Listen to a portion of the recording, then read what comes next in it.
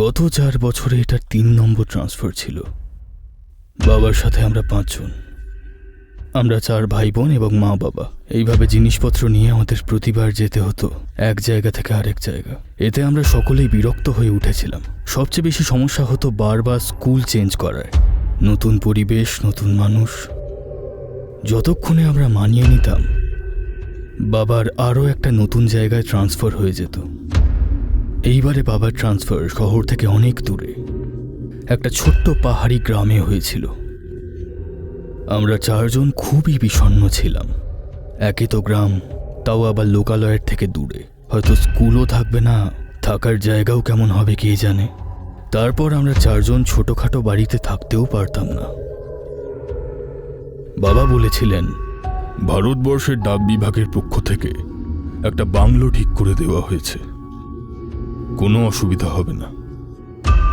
বিষণ্ণ মন নিয়ে আমরা আমাদের বাড়ি ছাড়লাম আর পাহাড়ের জন্য বেরিয়ে পড়লাম। আমাদের 4 জন ভাই বোনের মধ্যে সবচেয়ে বড় আমি, রবি।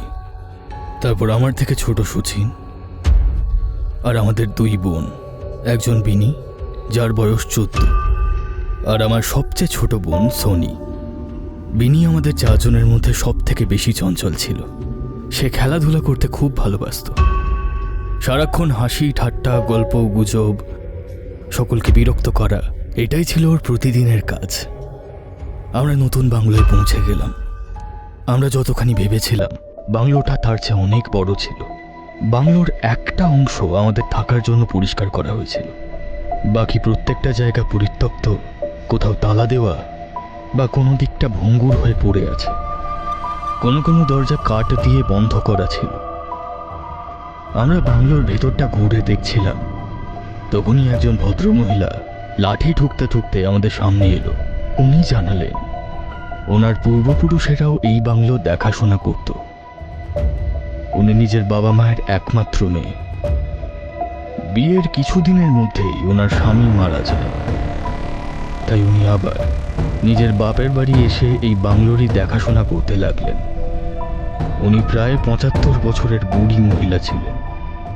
আমাদের পরিবারকে দেখে উনি আমার 2 জন বোনের মাথায় হাত রেখে কোমল স্বরে বললেন, আল্লাহ হাফেজ।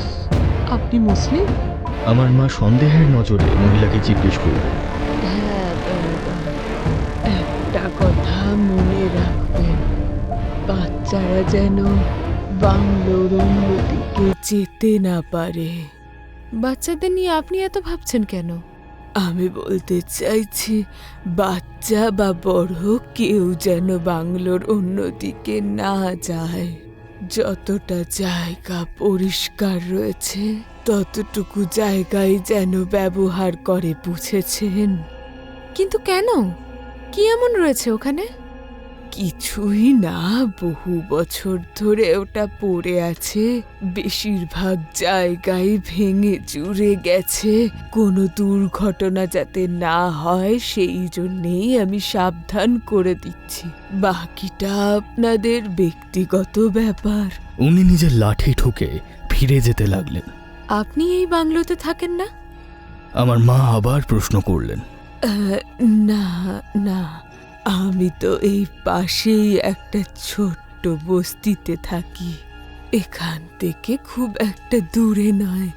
যদি কখনো প্রয়োজন হয় আমাকে ডাকবেন। আমরা ঘুরে ঘুরে গোটা বাড়িটা পরীক্ষা করতে লাগলাম। বাবা আর মা ঘরের জিনিসপত্রগুলো গুছিয়ে রাখতে ব্যস্ত হয়ে পড়লেন। এত বড় বাংলোয় মোটামুটি 20টার মতো ঘর ছিল, যার মধ্যে থেকে 10টা বন্ধ ছিল বা খুব খারাপ অবস্থায় ছিল। বাকি 10টার মধ্যে আমরা 4টে নিজেদের মধ্যে পছন্দ করে নিয়েছিলাম। বাকি পড়ে থাকা ঘরগুলোর মধ্যে জিনিসপত্র রাখা হয়েছিল। তারপরেও 2টো ঘর বাকি ছিল। এই 2টো ঘর আমার 2 বোন নিয়ে নিয়েছিল খেলাধুলো করার জন্য। আমাদের অ্যাডমিশন গ্রামেরই একটা স্কুলে করিয়ে দেওয়া হলো। বাবার পাওয়া সরকারি গাড়ি চড়ে আমরা প্রায়ই বেরিয়ে পড়তাম আশপাশের প্রাকৃতিক দৃশ্য দেখতে। পাহাড়ি এলাকাগুলো এমনিতেই খুব সুন্দর হয়। পাহাড়ের মধ্যে প্রাকৃতিক সৌন্দর্য ছাড়া আরও একটা জিনিস যা জনপ্রিয় হয় তা হলো এখানকার কালো জাদু এবং ভূত প্রেতের গল্প। আমার সহপাঠীরা মাঝে মধ্যেই এখানকার ভূত প্রেতের গল্প শুনিয়ে আমাকে ভয় দেখাতো। আমিও বাড়ি ফিরে নিজের ছোট ভাই বোনদের ভয় দেখানোর জন্য তাদের সেই সব গল্পগুলোই আবার শোনাতাম। যখন ওরা গল্প শুনতে শুনতে কাঁদতে শুরু করত তখন আমার বেশ মজা লাগতো। আমি প্রাণ খুলে হাসতাম। আমরা এখানে এসেছি সবেমাত্র কয়েকদিন হয়েছে। আমি আমার ছোট ভাই শচীনের সঙ্গে ক্রিকেট খেলছিলাম। আমার ওপর 3 জন ভাই বোনের দায়িত্ব দিয়ে মা নিশ্চিন্ত হয়ে ঘুমাতে চলে গিয়েছিল। আমার 2 ছোট বোন সেই খালি ঘর দুটোয় এক মনে খেলা করছিল। জানি না কি হয়েছে, হঠাৎ করেই যেন বোনের চিৎকারের আওয়াজ শুনতে পেলাম আমরা।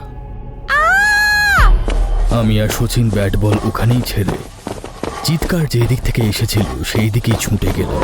চিৎকারের আওয়াজ শুনে মাও নিজের ঘর থেকে দৌড়ে বেরিয়ে এসেছিল। আমরা দৌড়ে হলের ভিতরে প্রবেশ করলাম। সেখানে কেউ ছিল না, শুধুমাত্র সোনির কান্নার আওয়াজ শুনতে পাচ্ছিলাম। আমার বুঝতে বিলম্ব হলো না যে এই আওয়াজটা বাংলোর উল্টো দিক থেকে আসছে। আমি শচীনের হাত ধরে দৌড়ে বাংলোর সেই দিকটাতেই পৌঁছালাম যেদিকে যাওয়া বারণ ছিল। বাংলোর এই দিকটা ধুলো এবং মাকড়সার জালে ভর্তি ছিল। সামনে দেখলাম বিনি নিচে অজ্ঞান হয়ে পড়ে রয়েছে। সোনি ওর সামনে দাঁড়িয়ে জোরে জোরে কাঁদছে। ঠিক সেই সময় মাও আমাদের কাছে চলে এসেছিল। বিনিকে ওই অবস্থায় দেখে মা চিৎকার করে উঠলেন।